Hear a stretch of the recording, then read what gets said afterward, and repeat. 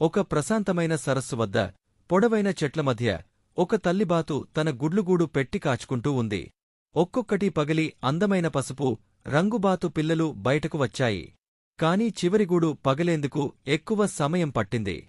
చివరకు దానిలోంచి ఓ చిన్నబాతు బయటకు వచ్చింది. కాని ఆ బాతు వేరుగా కనిపించింది.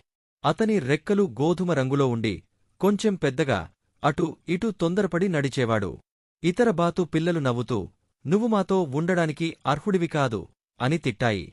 తనతో ఉన్న ఇతర పక్షులు కూడా అతన్ని అగౌరవించాయి. ఎక్కడికీ చెందని భావనతో ఆ చిన్నబాతు అక్కడి నుండి వెళ్ళిపోవాలని నిర్ణయించుకున్నాడు. ఆ బాతు పొలాలు, సరస్సులు దాటి తనను అంగీకరించే చోటును వెతికాడు. కాని ప్రతి పక్షి అతన్ని తిరస్కరించింది.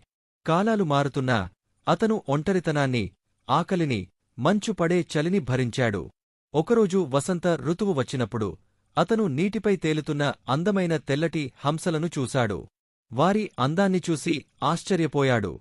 అతను వారిని దగ్గరగా వెళ్లి చూసే ప్రయత్నం చేశాడు. కాని తిరస్కరణకే సిద్ధంగా ఉన్నాడు.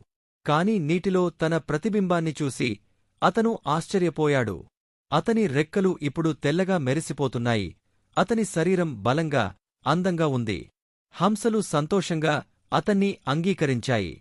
చివరికి అతను గ్రహించాడు, తాను అసలు మురికిబాతు కాదు. మొదటి నుండి అతను హంసే. అసలైన అందం మన రూపంలో కాదు, మన మనస్సులో ఉంటుంది. కొన్నిసార్లు మన అసలు స్వరూపాన్ని తెలుసుకోవడానికి సమయం పడుతుంది. కాని ఒకసారి తెలుసుకున్నాక మనం ఎక్కడికి చెందాలో అర్థమవుతుంది.